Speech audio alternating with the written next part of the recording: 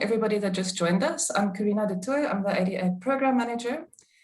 Welcome to everyone. It's always good to see former ADA delegates and presenters, also our colleagues at Stellenbosch University, and then, of course, our familiar names in the audience with our former delegates and alumni from the ADA program. So I'm also going to, before I introduce our presenter for today, please let me also introduce Ms. Amolsha Gallenegay and Mr. Brian Mandigora. So you'll know Amolsha from communications with the ADA, and Brian is our ADA intern. They will be assisting me with questions. They'll be helping me to moderate the chat. And then while we are in session with Professor Smit, I just want to ask you to be sure to mute yourselves and post your questions in the chat. And then we will collate the questions and look at them when we are finished. I'm also excited to announce that our winter school program is up and running, and we also opened our scholarships this week. So if you would like to enroll for the winter school or apply for funding, or maybe send to your students to apply for funding, please go to our website for more info. And of course, we're recording our session. We'll be posting it on our YouTube channel, and then we will share this via email. And you can also then go and look at our previous presentations. So today we're very honored to have with us Professor Brigitte Smit. Unfortunately, we won't have her on video, but you'll be hearing her loud and clear. Professor Smit is a long-time ADA presenter for ATLAS.ti. I think she started with us in 2011. And then more recently, she'll be presenting for us NVivo for the first time at our winter school in August. So her presentation today is on digital tools for research. The webinar introduces selected digital tools to facilitate the research process. She'll be focusing on empirical and theoretical work.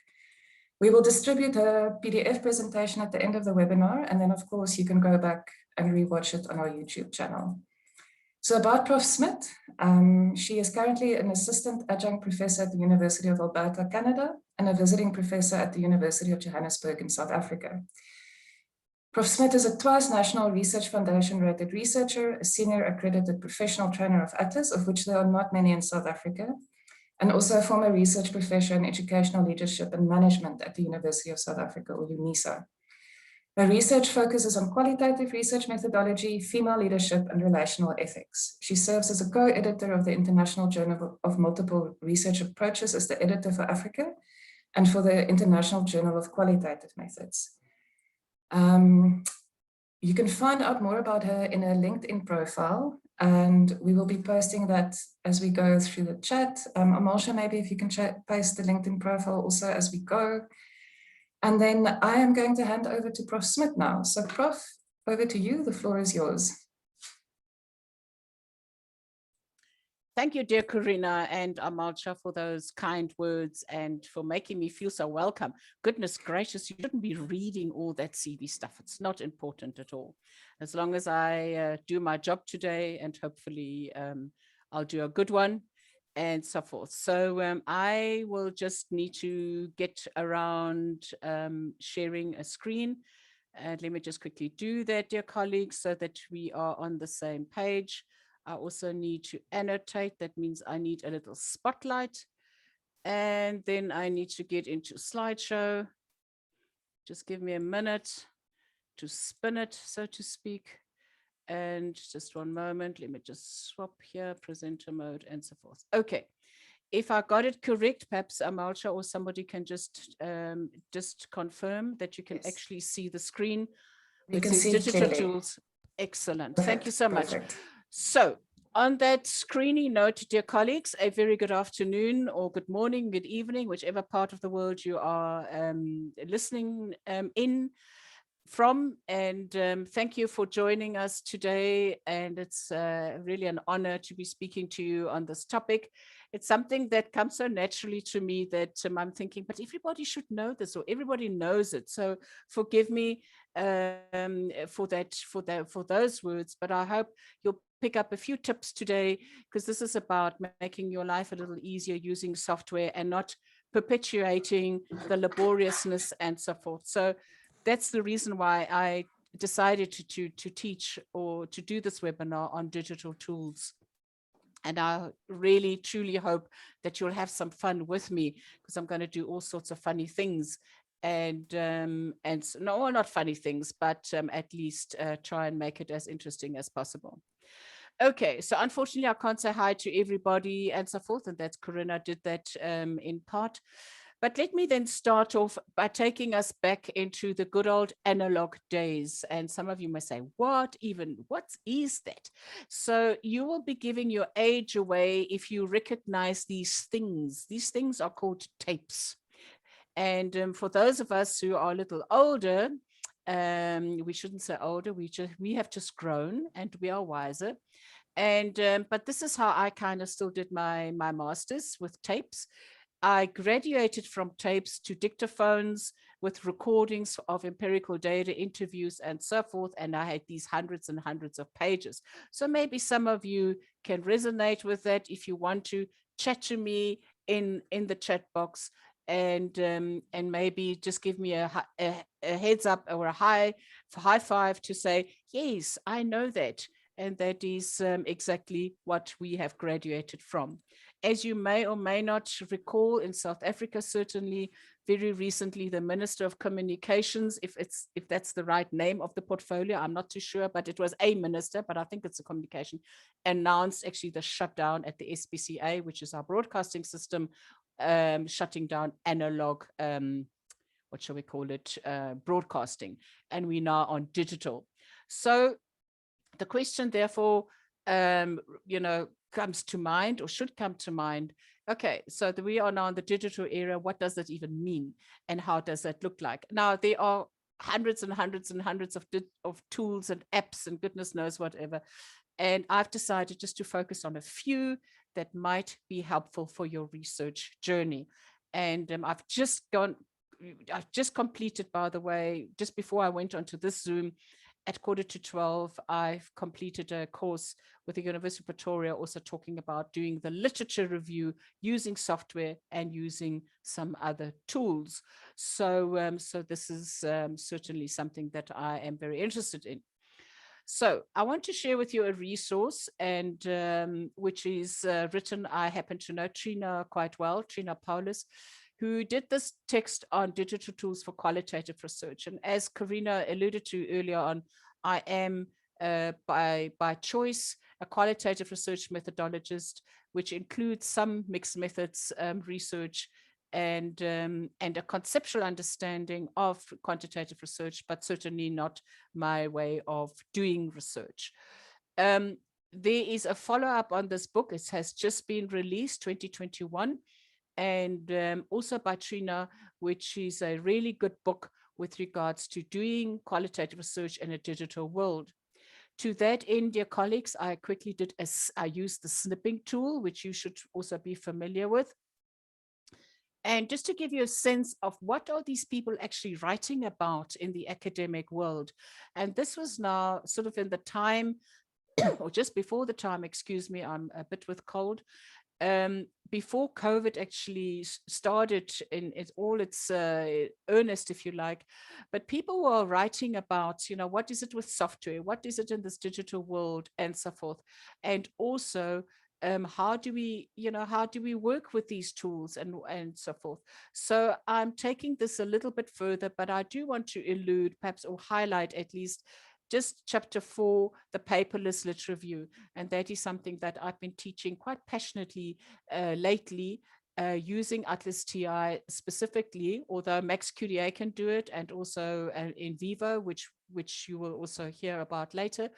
And but it's certainly something for both theoretical and empirical data, that we can apply and use our digital tools.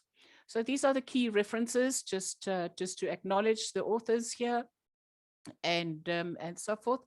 And this is just the table of contents for today. And I'm not going to read that to you. We will be going through each and every one separately, but it's certainly quite, I hope, a list that will interest you, and so forth. Excuse me, coughing. So there's Facebook and there's YouTube and what. And then last but not least, also reference managers. So the question to you would be, if I had a poll, that would be so cool. There's someone in London also, at Stellenbosch, Bloemfontein. Sorry, I'm just also glimpsing at where our colleagues from. And please note, I am asking you the question here. So Are you a digital immigrant, or are you a digital natural or an inborn? And that is perhaps, which would have been a really cool poll, and we're not doing a poll now, but be that as it may, colleagues, if I look at my grandchildren, yes, I'm a grandmother of two boys and a little girl, and the little girl is now 2 years and 3 months, I think. And we had the privilege of spending time together, and you just give her an iPhone and she knows exactly what to do with it. You know, how to enlarge, how to select a photo. And I'm thinking, what? I mean, she is 2 years old, colleagues. That is certainly a digital inborn.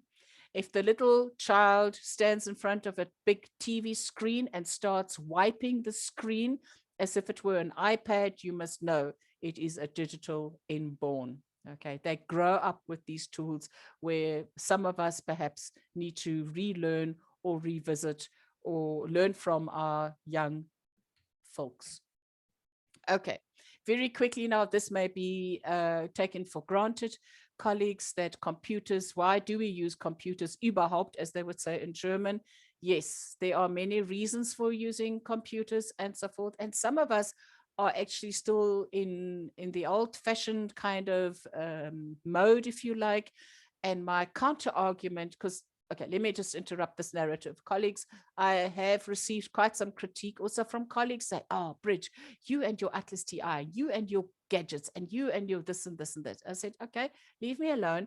I will do what I'm doing. Okay. And then the counter question is as follows. I say to them, are you doing your PhD or your master's, or are you writing your article on a typewriter? And the answer is in all probability, no. Okay, so we have computerized. And the question then would be, well, we've computerized quantitative research with SPSS and R and SAS and stats and all these things. Why not also use gadgets and software for qualitative research, just as a sort of an add-on? So yes, we transcribe field notes using software. We edit, we code, we store, and so forth. So all these things are used or we use software and or digital tools, and hopefully I will help to add some value to this list. Theory building, literature reviews is something that people are not so comfortable using software yet, and I want to encourage people here today to do that. The report writing, there's no such thing as an automated report writing strategy. I know that. However, there is something that we can use to create what I call writing notes so that you can write. Colleagues, I also teach academic writing, and one of my key sayings is, you cannot write what you do not know. And there's no such thing in my head, forgive me now, and I might be now on thin ice, is to say, yeah, but I have a writing block. There's a writer's block. It's because you have nothing to say. So forgive me for being so direct and so blunt, perhaps, but you haven't read enough, or you haven't created writing notes so that you can get into report writing mode. So, and to that end, dear colleagues, I'm hoping to make some inroads. So what is it with this digital tool thing? They have the potential to enable greater research reflexivity. What does that even mean? It helps us, colleagues, to focus on the actual research process and perhaps not so much of what we're doing behind the scenes. So a lot of head space, if you like, okay, is opened up through the use of digital tools and software. And that is where I'm going with this. In addition to that, colleagues, it shows the transparency of the research decisions, the research processes. A lot of criticism is leveled against qualitative research. Yes, but how do you know? And how did you do this? And how did you do that? And the quick and dirty answer to that is simply, well, here is my audit trail. Like you have in your finances, there is an audit trail so that people can see what you did. And that is only possible through digital tools and software. The usefulness of digital tools in collaboration work, that when you work in a team, is wonderful. I mean, it is just on paper, or just do it manually is actually these days quite impossible. There we have the audit trail by virtue of a HTML, hypertext markup language audit trail, which has been removed from some of the software, and it will be brought back in the next version. We also need to consider the ethical conduct when we use digital tools, particularly if we use Twitter and we use Facebook and so forth. Those are the things that you need to discuss also with your ethics, committee, deciding on, what is considered to be ethical and so forth. So we'll talk about that as well. So there are quite a few screenshots in this presentation, so it's not just empty words, I hope. The first item that I wish to introduce is called LiveScribe, the LiveScribe Eco Pen. It looks like a pen. Let me just get right to the photo. This is how it looks like. It looks like a normal pen, okay, and which you then, using a USB port, it helps us to download what we have collected. So it is a smart pen. It's called a smart pen for written and for audio files. Now, colleagues, you may wonder, now, why is she talking about a LiveScribe pen? Not only does my own auditor and my, what do you call these people that do your insurance broker, he uses a smart pen. Why does he use that? He makes his notes, both written and audio. Okay, so he records. This pen has a 2 GB memory, and it allows for audio recording and for recording of written notes.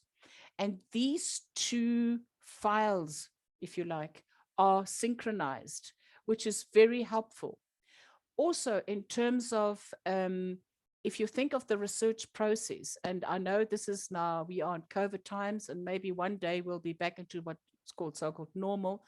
If you do meet up with a person and you do an interview, or you do a focus group, or you do observations, whatever the case may be, if you have a pen in your hand, it is far less intrusive as opposed to walking around with your phone and a digital recorder like an Olympus or a Sony or whatever.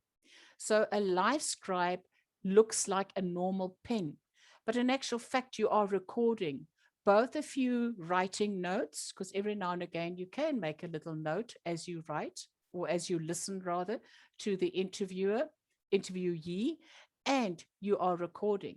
Now, this is not COVID research or observations, i.e. that's not hidden or covered. It is open, overt. Given the fact that you have asked for permission and you say to the person, look, I'm going to make some notes here. This is a recording device. Is it okay with you? And so blah, blah, blah, and, all that ethical stuff that you need to do. But the subtext, if you like, the hidden message is, she's just making some notes, but actually you are recording. Okay, and word by word, it's very accurate. I have gone through, I think, 5 of these pens already, because after time they kind of break, and then there's upgrades and whatever, there are upgrades, and a very, very useful tool. And it downloads directly into your computer, as I said, with a USB port. The recordings are very clear. I have already, because I also use it for conferences and note-taking. And I've sat at the ARA, for those who are familiar with the American Educational Research Association, where you go to plenaries where there are literally thousands of people. It records very clearly, and so forth. The nice thing about it, cup of tea is nice, but let's just call it nice for now, is that it is not distractible for the researcher as well as the research participant that is in front of us or whatever. And it's obviously very convenient to use. So there you go. That's a LiveScribe. And there's the little booklet. It comes with a little book, A5 or A4 size, whatever you wish to use. And that's where you make your notes. That is how it looks like. Just giving you some screenshots on that. It's, yeah. Now, I've downloaded, and I just did a screenshot here using the snipping tool. I hope you all know what the snipping tool is, and to make screenshots. Now, I have a horrible handwriting, and but this is just to show, you know, the pages and the pages that I've made notes, be it in interviews, be it in conferences, and so forth. So if you were to double click on one of those, this is what you would see. You see, this is like 2014, years back. Excuse me. And I was listening here to a talk by Norman Denzing and Kenneth Gibgergen. His wife passed on, by the way, for those who work in phenomenology and so forth. And it was a lecture on post-structuralism, and I made some notes. And if I were to click over here, say, right to critique a culture, if I were to click over here, which obviously this is not live, it would take me to the space or to the recording at the exact spot where they spoke about the critique and culture. So from my writing, it is synchronized to the audio. Now, colleagues, I'm not sure, I wish I could chat to you more about this and talk about it. This is incredibly powerful and very, very helpful. So LiveScribe, dear colleagues, is one of my favorite tools that I use, a digital tool for my research. This is how the page would look like in terms of the downloads, the audio downloads. You should just double click on it and it starts playing. And from this over here, you can actually do your transcriptions. I know there's some students amongst us, and I know there are some professors. So apologies to the professors. For the students, a transcription is where we make an audio, a digitally recorded audio, into a text document. That is what the word transcription means, to transcribe.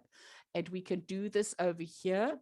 You can slow down the talk, or you can fasten it, or whatever. And that gives you the opportunity to listen and to write it up. By the way, transcriptions take forever. Some people decide to use professional services for that. I have a very strong view on that, particularly for students, but that is beyond the scope of this particular presentation. Right, that was LiveScribe. The next little digital tool that I wish to introduce is called a scan mouse. It's called the Iris Scan mouse. Yes, it is a mouse like a real mouse. No, like a computer mouse. And this is a very handy kind of tool. It is a digital tool, yes. And it's particularly handy if you have, say, old books, or you have books that you do not have an e-format, excuse me, or that you cannot, work on the computer. And what you literally do with the scan mouse is you scan over a segment of text. So you run, like I'm doing here with this cursor, over a segment of text, because underneath this, what you see here is a little mirror, a spieltje.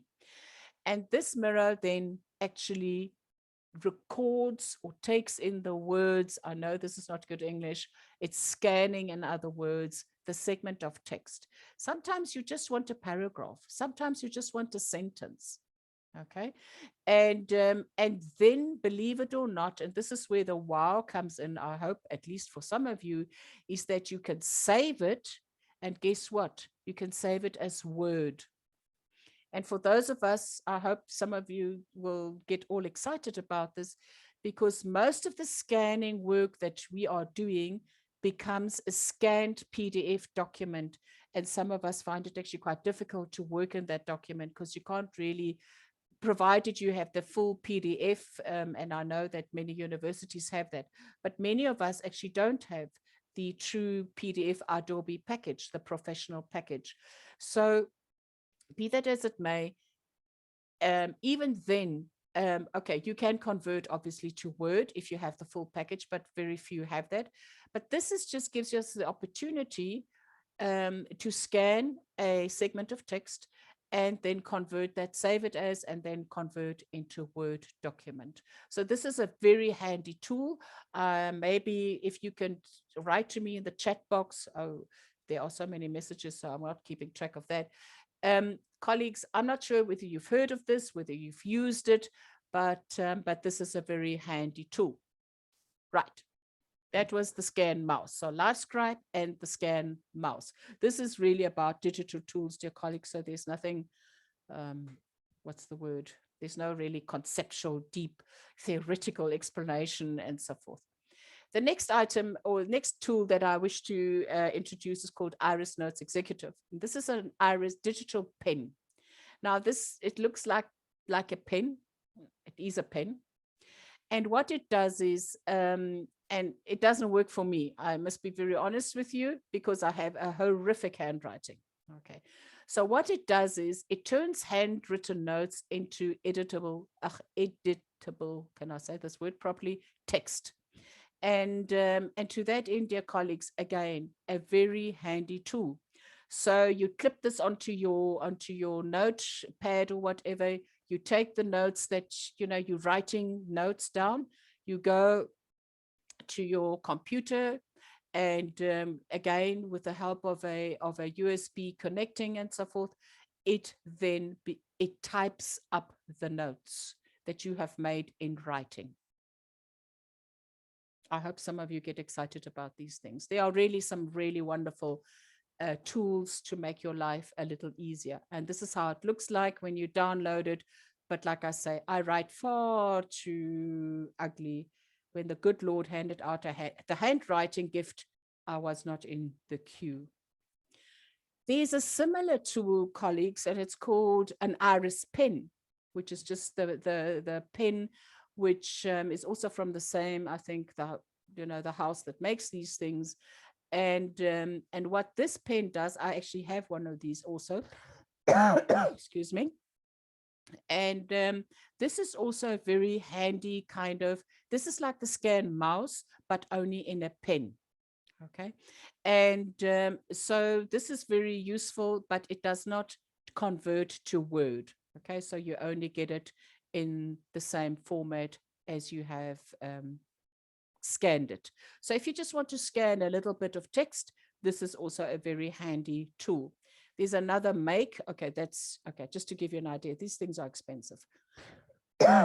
So in South African rands, yeah, just goes to show what the markup is. If they can give you a discount of 1,000 rand, okay, let's not go there. There's another one also called the scan marker. And this is where the light will shine over here to show you where it is scanning.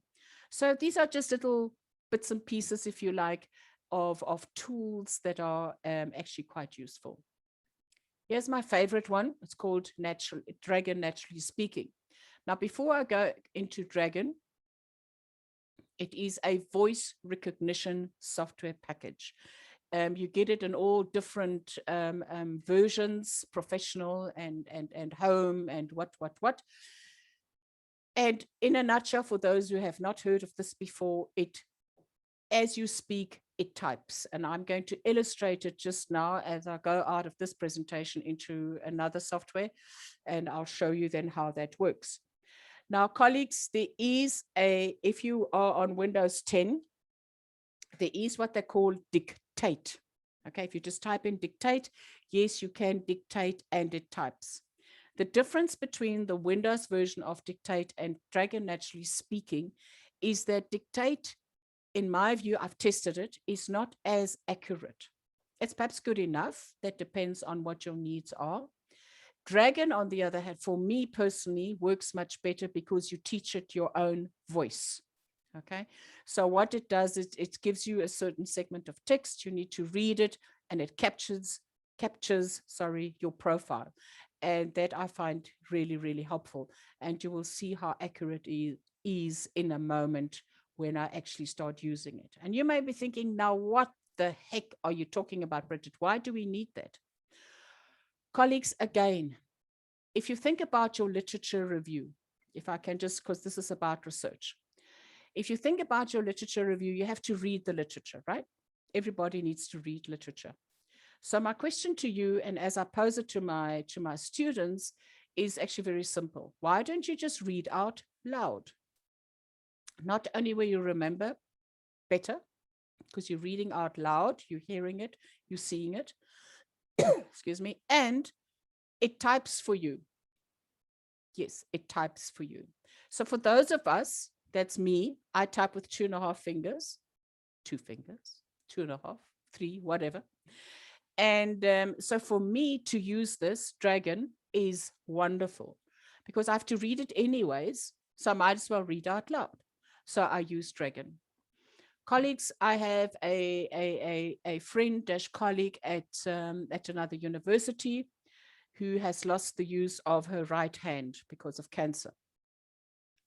And this means her right hand, her dominant hand. She cannot really do much in terms of writing. So she uses Dragon. Because Dragon really works in email, it works in Word, it works in NVivo, it works in MaxQDA, it works in ATLAS.ti. Now, MaxQDA, NVivo, and ATLAS.ti are software packages that we use for text analysis.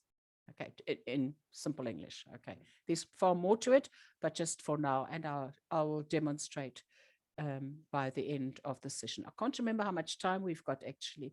Amelcha, if you could just tell me quickly, to when am I allowed to? Yeah, Brigitte, I can't remember. I'm loving everything, I think, and there's also a lot of excitement in the chat, just to update you about the scanners and the pens. We'll get to those questions in a bit, but I was hoping that we could finish at 10 minutes past 1, and then we still have 20 minutes for Q&A. Okay, excellent. Sorry, I just wanted to double check. Right, thank you. Thanks for that, Corina. I get I get lost in my own talk. Okay, so so the business or what do you call this? Where you can buy a Dragon, naturally speaking. Okay, so the house that actually makes it is called Nuance. So if you see Nuance on your computer, then you know you've downloaded it.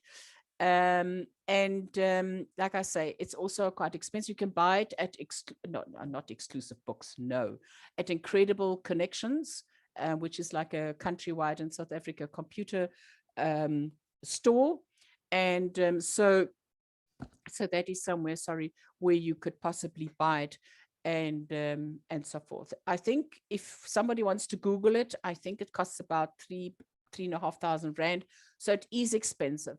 And I realize that these things do cost money, and yeah, I'm sorry about that. I wish I could give it to you for free. Later, when I show it in Atlas or in Word, I just need to get out of this presentation first. Okay, so that was my favorite one, is Dragon. Okay, voice recognition software package. Colleagues, then there's something called Evernote. I don't know. I think many of you have seen this little elephant on one of your apps in your on your phone, even on your computer or whatever. Fact is, people hardly ever use this elephant. Okay, it's not the big elephant in the room. On the contrary, it's a friendly elephant. And I'd like you perhaps just try it out. This is for free. You don't have to pay for it.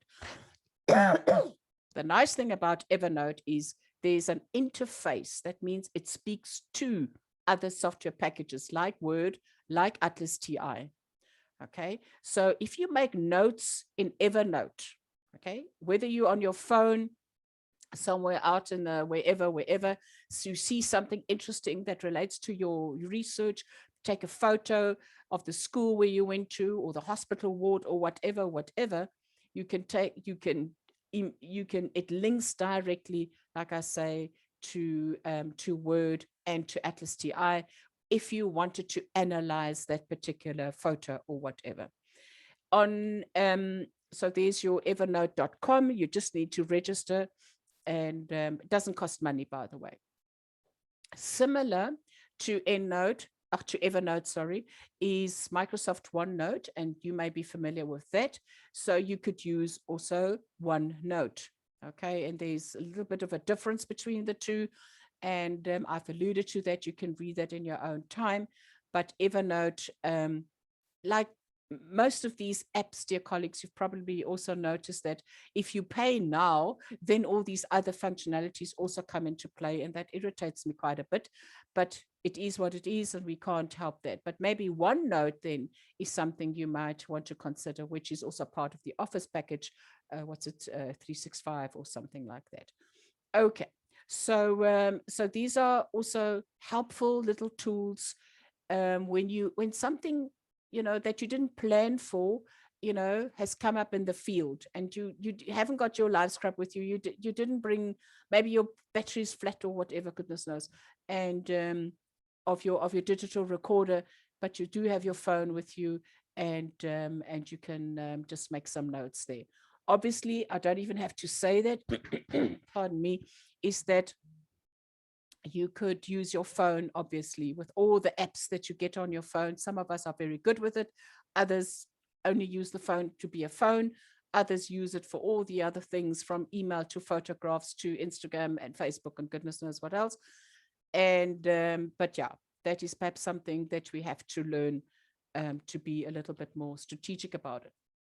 Talking of which, Twitter. I'm just going to do Twitter first. Colleagues, many of our people, let's just call it people, many of us find Twitter and tweeting just an irritation. Equally so with Facebook. People say, nah, what do we, man, who wants to do Facebook? Colleagues, I just want to say this to you. Okay, I'm now older, much older. And you do both. I'm not big on tweeting, but I read Twitter feeds.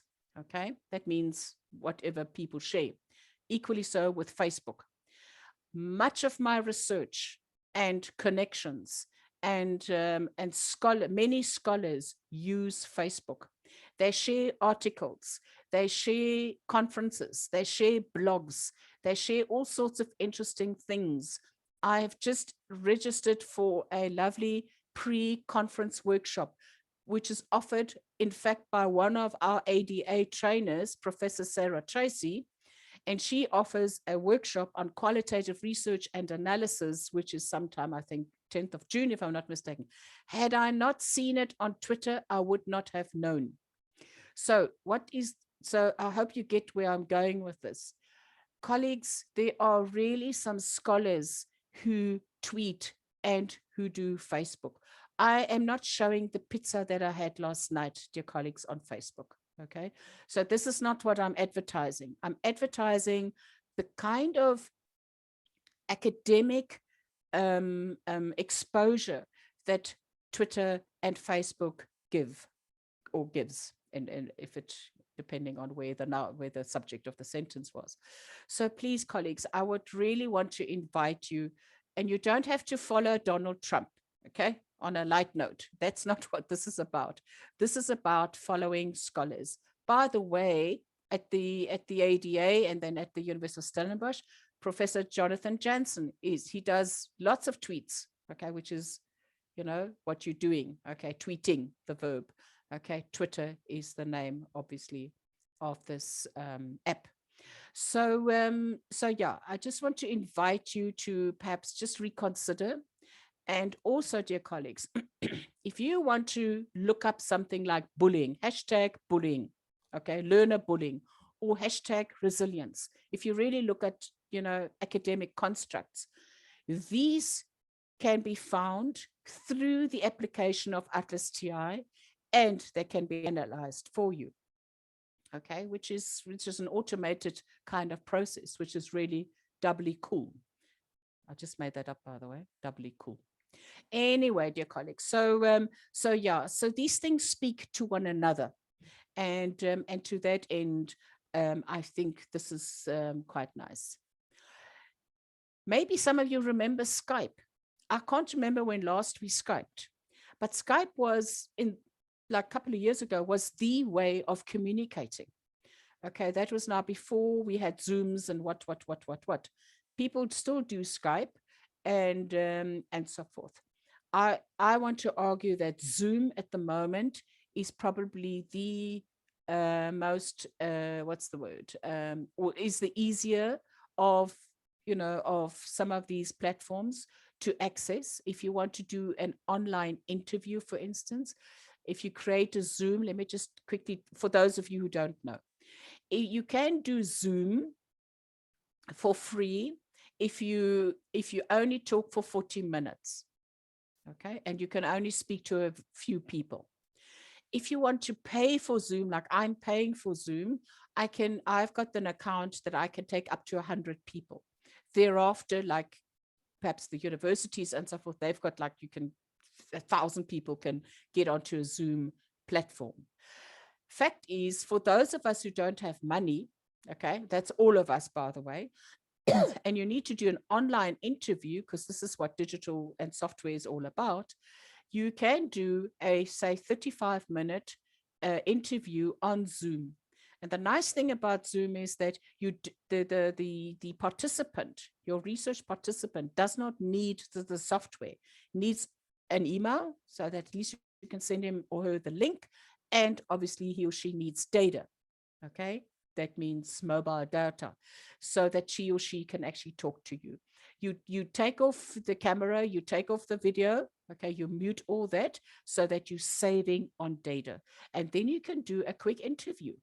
The nice thing about Zoom is you have control over it. You, in fact, record it, and then you have the transcription of that recording. You have the transcript. There's a transcript of the chat, and there is the video recording. If people showed their faces. Be careful about showing faces, colleagues. I don't have to teach this now to this community. I'm sure most people know that you shadow these faces, particularly if you work with children and so forth. There are ethical implications and so forth. I've learned over the years also that internationally, people are reluctant to record, like we are recording today. Why? Because certain faces would then be seen in the recording. And for that reason, they sometimes do not want to record. So there are some ethical issues here, which I mentioned very briefly in the beginning, and I hope this all makes a little sense. Okay, from Skype to Zoom. Now I want to just jump a little bit to software, which kind of adds value to the apps or the digital tools and vice versa. Okay, this is a brag slide. You know what a brag slide is? You're boasting. I'm boasting now. Okay, this is not my own boasting. This comes from somebody's work. I attended beginning of last year. I did 2 workshops on Transana and NVivo, and I was at Surrey University, which is the hub, if you like, in the UK with regards to computer-assisted qualitative software packages. The acronym for that is called CAQDAS. So there's ATLAS.ti, which we teach, and there's the Institute for ATLAS.ti at the University of Stellenbosch, at the, help me quickly, Corina, the Center for what? The Center for what? Help me quickly, Corina. The Center for Research and Evaluation on Science and Technology, I think. I stand to be correct. And then and the ADA, the African Doctoral Academy, and so forth. There are all sorts of words for those things. I forget, but yeah, you want to speak to somebody, those are the people to go to. The other software packages as well. There's CAQDAS, which is a very powerful program, which in fact also was taught already at the African Doctoral Academy by a professor called Tim Guterman. There's NVivo, which we're going to teach in August. There's Hyper Research, which is a program developed by Charlene Hesse-Beiber. She's at Boston University, and she's the developer. She's in the US also. CAQDAS is a German product, so is ATLAS.ti. NVivo is an Australian product. WordStat, QDA minus, SimStat. This is a Canadian product. So, excuse me. So here are all these different, the software packages, and it's overwhelming. If you're not overwhelmed, every time I look at this, I think, my goodness, there's so little that I know. Deduce is really making inroads. That's a software package I'm looking for. CAQDAS. There's CAQDAS also, and Transana, which is mostly for video and so forth. So colleagues, if for Analyze, it has to do or is suitable for transcriptions and so forth. So yeah, this is my brag slide, and it scares me because many of these things I don't know. Qualitative, by the way, is a Dutch program, and Leipzig looks like Leipzig it was in the old East Germany and so forth. So yeah, It is overwhelming. This is a field, dear colleagues, which is growing out of its seams, and it's, yeah. Okay, let's start with NVivo very quickly. I'm just giving you screenshots because there's not really much time for more. But you will notice that, you will notice that many of these software packages, I'm introducing 3 or 4, I can't remember, we'll see just now. And most of them would have a working pane for interview data or theoretical data, which could be articles. Here are the interviews, the names of the interviews, and usually on the left-hand side, there would be some kind of navigational tool, if you like. Okay, and the navigation is like your browser, okay, like your Windows browser, and this is kind of how it looks like. So, and the interface with the tabs and the files and so forth, the ribbons and the tabs are or have this Windows feel to it. Okay, just by way of introducing. CAQDAS, which is now in version 20, by the way, NVivo is version 12. Colleagues, there again, here we have the text in the middle, okay, the interview text or whatever. Here we have some codes, okay, which are linked to segments of text. Here is the navigator, the browser, if you like, okay. So why I'm showing you this, and like I say, I mean, we teach, Dr. Lauren Wiltshire and I, we teach at the ADA. It takes us a week to teach one software. So this is just a quick and dirty overview. Corina, I hope that's okay with you guys. So, but this is a very good program also. They're all good, by the way, okay? And there's not a preference, say, yeah, but you should do this or you should do that. Depends on the kind of research that you're doing. And so, yeah. Then there's Tansana. Tansana is an interesting software, and you'll see it is far less cluttered, if you like. And Tansana is used mostly for video analysis. So if your data are mostly video, Tansana is probably the software to go for. And interesting, and it used to be for free. And this guy, what's his name, David Woods, used to develop this software at his university. The university sponsored him and so forth. And now he's left the university. Now you have to pay for this, and it's expensive. Okay, next. I hope this is information overload, dear colleagues. No, it's not. Well, this is what it is. Colleagues, there's a program called Delve. Okay, they're presented by Delve. You can also start with a free trial, and it's also a software to analyze qualitative data. It's perhaps not as sophisticated as CAQDAS, NVivo, and ATLAS.ti. It's certainly good to have a look at. Okay, and for those of us who don't want complicated stuff, it explains also lovely the way, or they have quite a few tutorials here, and in simple English, if I may say so, they teach us how to do deductive and inductive coding and so forth. So this is Delve, and I just added that to the list. Colleagues, some time back, I'll give you the dates just now, there were a few scholars who got together and say, yes, this is now all very interesting, and the software, you using ATLAS, the others using CAQDAS, and somebody's using and so forth. So what happens if my university, I've changed university, and all my work is in ATLAS.ti, and now I have to move to NVivo.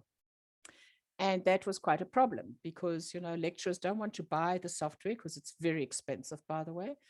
And now they need to bring their work from ATLAS.ti, for instance, into NVivo.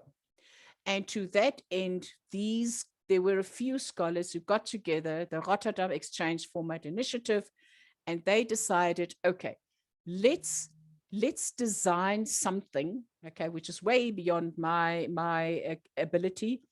And there is now an interface, if you like, between ATLAS.ti, NVivo, CAQDAS, Minor, CAQDAS, and so forth, and now also CAQDAS and DEDUCE, so that you can exchange and move the projects from one software to the other.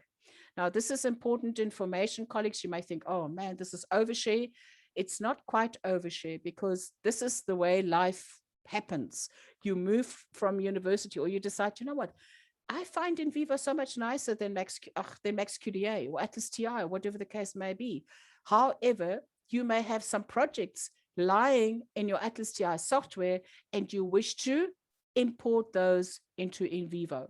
And to that end, we have this functionality on our software to move between the software package. I think this is a wonderful development and a wonderful piece of work if you're excited as I am about software.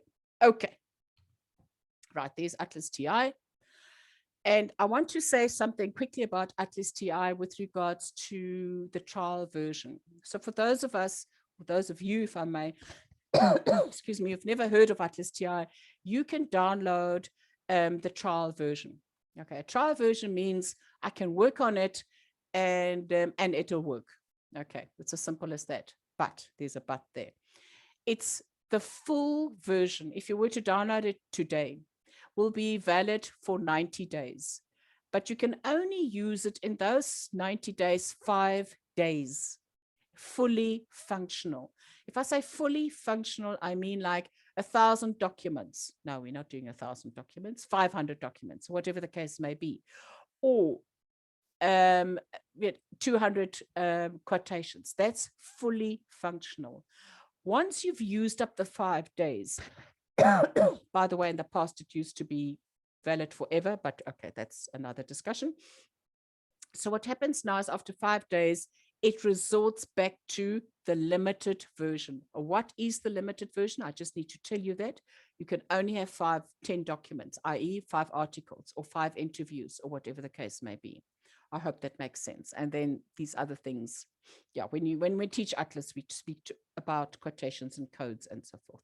So just a bit of information about ATLAS.ti in the light of the fact that the African Doctoral Academy does have the license, institutional license. So if you are a student, a postgraduate student and a lecturer, please speak to Corina or Amalcha. I'm sure they can direct you to the people in charge, or Brian for that matter, with regards to getting access and getting the license key. Yes, we can analyze photos. I'm just giving you some old pictures here, old handwriting, whatever. Colleagues, visual data are incredibly powerful, and they can be analyzed as if they were text. And that is, to me, very important. I've given you then also a screenshot of ATLAS.ti.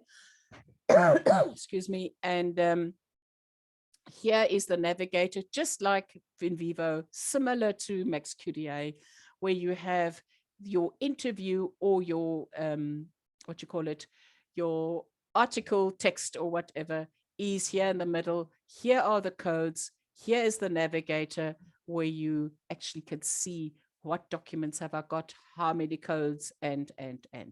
So this is, and the interface over here, the tabs and the ribbons are similar to that of MS Word. And obviously they have their own headings and file names and so forth, but this is actually, or drop-down files, I should say, and that is quite useful. Now you may be wondering, oh my word, what are we doing here? Yeah, colleagues, I have now taught this year already. I think I'm close on 50 workshops that I've taught already. And this is not a brag. This is the reality of where we are living in Zoom times. People make use of these opportunities to learn about software, about digital tools online, just as we have 156 participants here this afternoon. Now, what I've also learned, given the fact that the research or research approach perhaps has changed from dominant empirical work, that means going out into the field, collecting data. This is now for our beginner scholars, and to a more theoretical and conceptual kind of work, such as systematic lit reviews. Now, if you have done a systematic lit review, and I'm sure there's some of the professors who are far more literate than I am with that, I teach these days how to do a systematic lit review or a scoping review. We're currently doing a project with Canada, or I'm doing a project with Canada, doing a qualitative realist synthesis and so forth. So here are just a few of these names of systematic lit reviews. And my advice to you would be, dear colleagues, that you really should consider using NVivo or MaxQDA or ATLAS.ti or whatever software. Okay, not Tansana, because Tansana is more for video. So for the normal literature study, if I say normal, then I mean a literature study is that work, the theoretical work that you do together with empirical work, okay? And this is what for a PhD or an article, whatever. But then you get full-blown conceptual studies, like systematic reviews, scoping studies, systematic scoping reviews. They all have different names. Yeah, I shouldn't say this out loud, but there's a lot of similarity between these different types, okay? Scope of evidence, qualitative metasynthesis, a rapid scoping review, structured lit review. The list goes on and on and on. So for those of us who've decided with COVID, let's rather do a systematic lit review in a team, by the way. Now, okay, I'm not going to teach about scoping reviews now or systematic lit reviews. I do, however, want to say, and I know I'm rushing my words, forgive me, is to say that if you are engaging in such a project, please do so in a team. Doing a systematic literature review on your own is not only very lonely, it's incredibly time consuming. And there are different tasks that you can delegate and so forth. And doing it on a software, colleagues, is just a wow. And so maybe next time we can teach doing a scoping review on ATLAS.ti webinar or something to that effect. Right. Also, I hope you're still with me, colleagues. I have about 10 minutes and I've got, yeah, I will make it. Okay. Colleagues, now the next item that I wish to talk about is, and some of you are very familiar with this, others know about it, but don't use it, and it's too lazy, or whatever. And those are called reference managers. And there are a few free and open source like Target and Quicker, I think it is. Is it Quicker? I can't remember now. Anyway, but the ones, and Mendeley, you can use Mendeley is free, provided you want to upgrade and so forth. But there's EndNote. EndNote, I just know the University of Pretoria uses EndNote, and it's quite expensive if you want to buy it yourself. I use Mendeley, and those are reference managing packages, if you like, software packages that when you go to the library, for those who don't know, forgive me for being so simplistic, but it's for everybody. Colleagues, those are those software packages that help us to organize our literatures, our articles, in other words. Okay, and so there's a whole process there. I can't talk to it right now, but here's the but, not the but, and whether it's Mendeley, Zotero, EndNote, or whatever, interfaces, I just made that up, with ATLAS.ti and NVivo and MaxQDA. So the text analysis software packages speak also to the reference managers. And that is very helpful if you want to do a systematic lit review or just a normal literature study for that matter. If I say normal, I mean the sort of conventional whatever. Okay, I'm going to show that just now. Colleagues, this is something that is created in ATLAS.ti. It's created in MaxQDA and in NVivo. And what this basically does is you right-click on a document which you have imported into your project, and you will see all the words that have been captured in that particular article. Now, for those of us, and I know of the 153 people currently in the room, it's only Brigitte that is lazy. Okay, so I will take it upon myself in this huge group because nobody else is lazy in the class. And but I am lazy, or not but, and I'm lazy. Yes, sometimes I'm also hardworking. But sometimes you just want to get a sense of what is going on in the article. You right click and you make a word cloud. And how cool is that? And you see in one glance what are the words or which words have been used most often in this article. And in this particular article, certainly about research, it's about methods, because the larger the print, the more often it has been used. It's about triangulation. It's about mixed methods, qualitative, blah, blah, blah. And on the outer, on the periphery, if you like, are the words that have been used less. So if you need to get an overview very quickly, is this article really what I think it is? Because the heading or the title says blah, blah, blah, blah.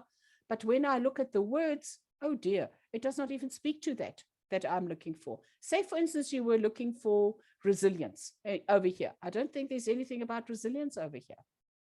Okay, so that is a very powerful tool, dear colleagues, which you get in ATLAS, MaxQDA, and NVivo. I hope I'm selling some software here today.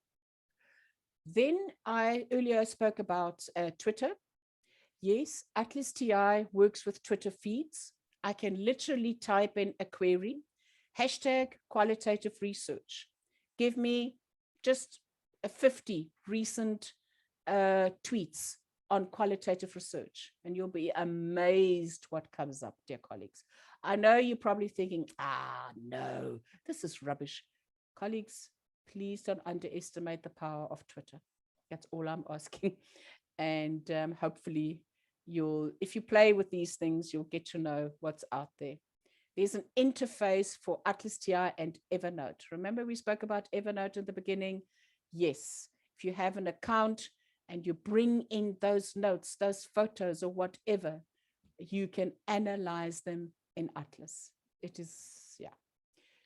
Okay, there's Mendeley. There's a screenshot of Mendeley for those who use these things. And there's a direct import functionality from Mendeley right into ATLAS, as I said earlier on. Sure. Speaking here at the speed of light. Okay, I'm nearly done. I know I've got until 5 minutes, but I still want to show you so many things. Okay, colleagues, for those of us who work in mixed methods, some of these packages are not just for qualitative research. Like you would have quantitative research, okay, SPSS, version 27, I think. Then there's SAS, there's R, there is something else, which I've forgotten now. But these qualitative software packages also lend themselves for mixed methods approaches, particularly, where is it? There we go, MaxQDA. MaxQDA, dear colleagues, is a very good program if you are working mixed methods. If you don't know what that is, it means to work quantitative and qualitative, and you have both data to analyze. And here are just a few examples of that. Courtesy, by the way, the slide by Dr. Christina Silver. I just need to acknowledge that. Okay, colleagues, I've got 6 slides done, and then I'm done. I want to quickly say something about digital photos. And the author Janet Simmons wrote this book on qualitative research and doing online research and so forth. I'm not going to read it. Actually, the slide has too many words here. But I do want to invite you, to encourage you to use pictures and images, which you can analyze in these software packages. And oftentimes, a picture actually, as they say, is worth 1,000 words. And the question that you may want to ask, given our COVID, okay, and us not being able to perhaps do observations, for instance, okay, in empirical research, is perhaps to allow the participant to take some photos, or if you are able to take some photos as the researcher. And there are pluses and minuses, or advantages and disadvantages, which I've given you over here. You can read those perhaps in your own time, given my time. Colleagues, it's a very nice way of eliciting data by when a participant says, okay, here are some photos of my school, of my classroom, or a nursing sister, this is how the hospital looks like, here's the entrance, look how unwelcoming it looks like, or whatever.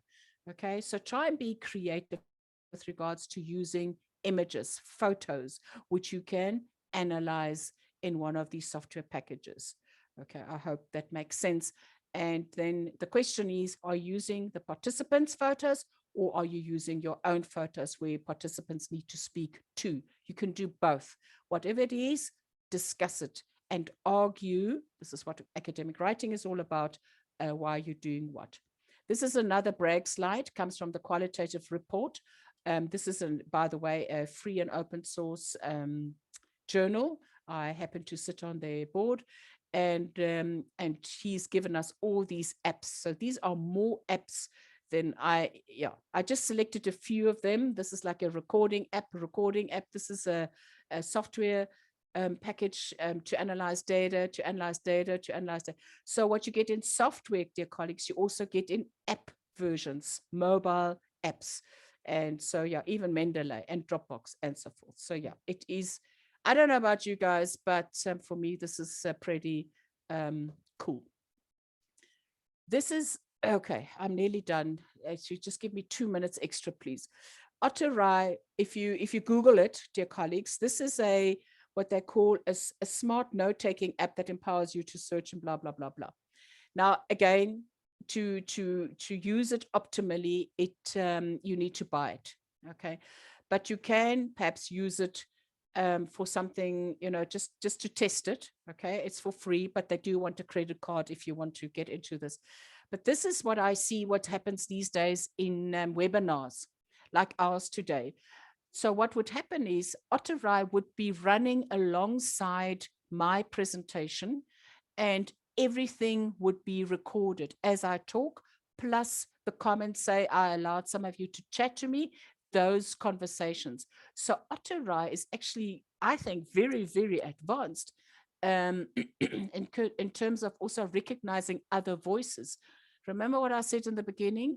We Dragon, actually speaking, we teach it a voice, and that is my voice. I'm nearly done, Corina. All good, right.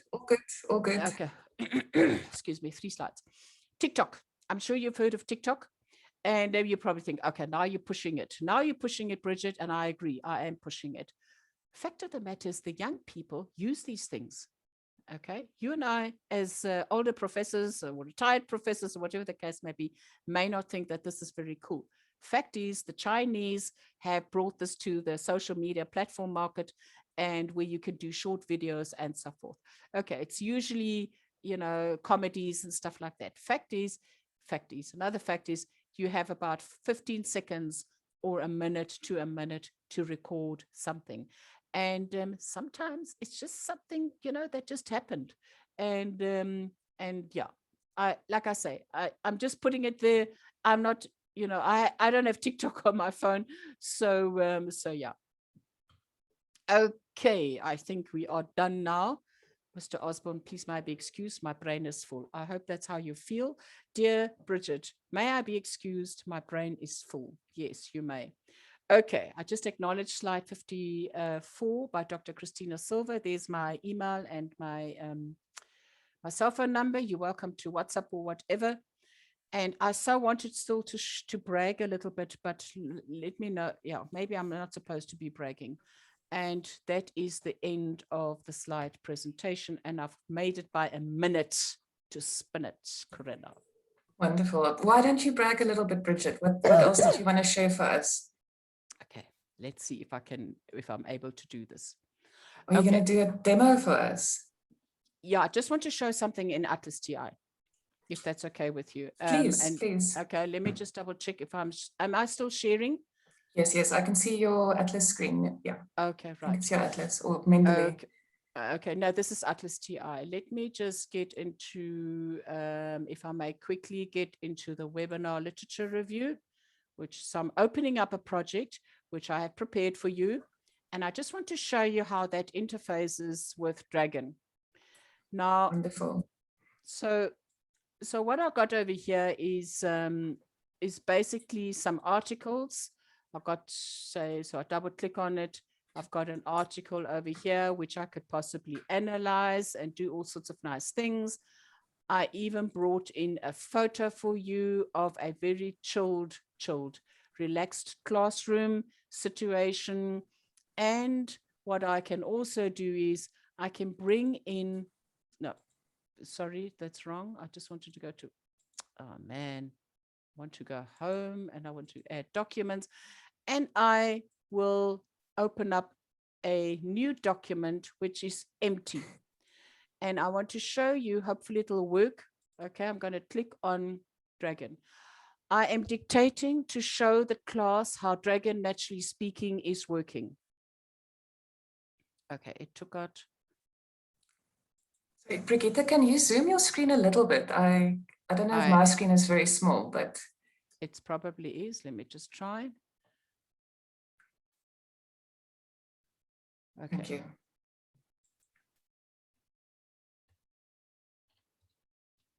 I am boasting with Naturally Speaking. We are typing some notes which might be helpful for later use in the literature review. Full stop, new line.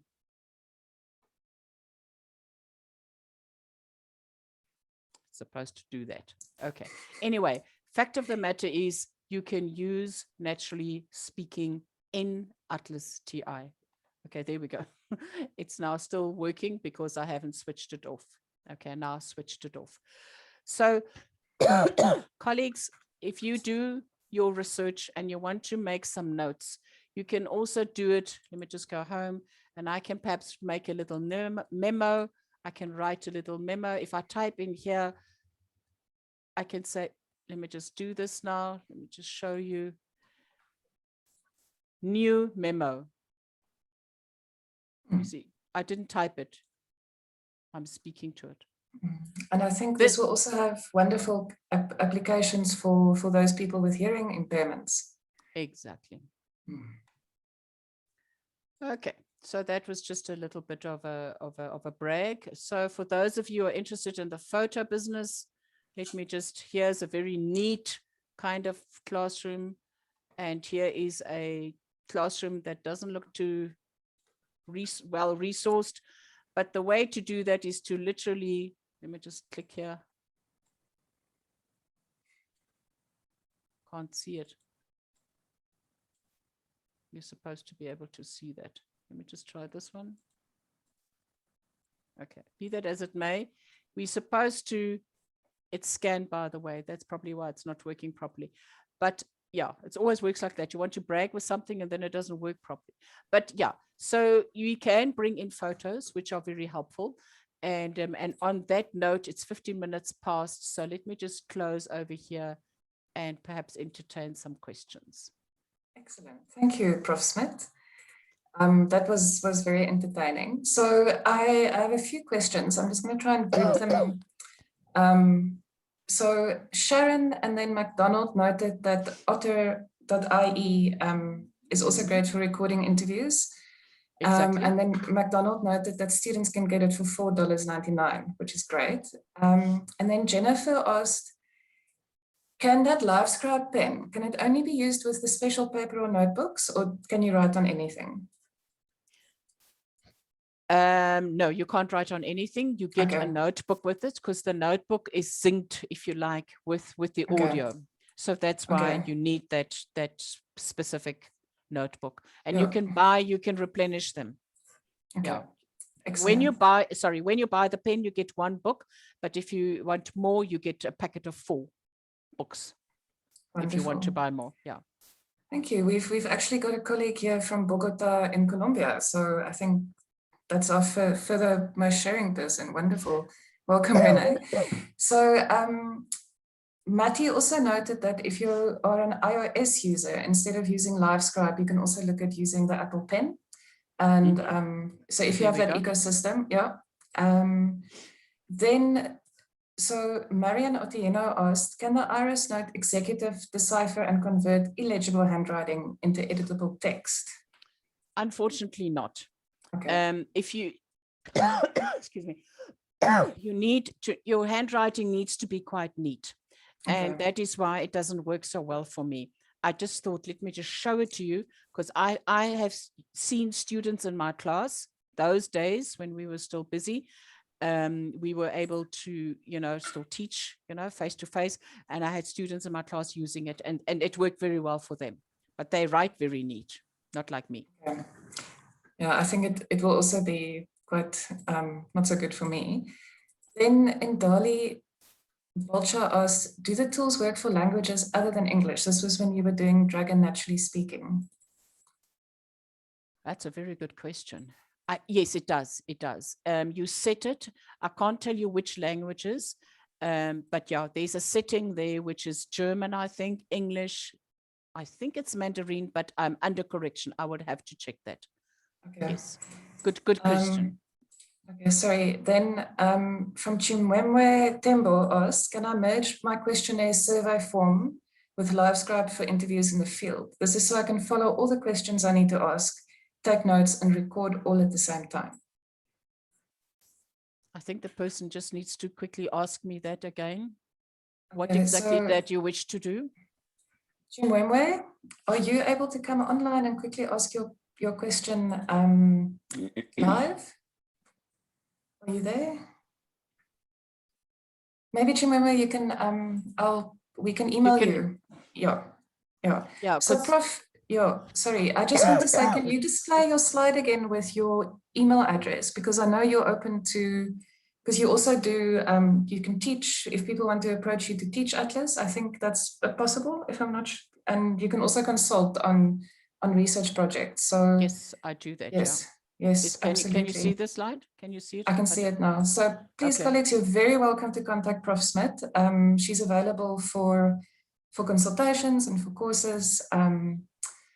Yeah, okay. So then there were about 3 comments that the workshop on scoping reviews and others in the list would be useful.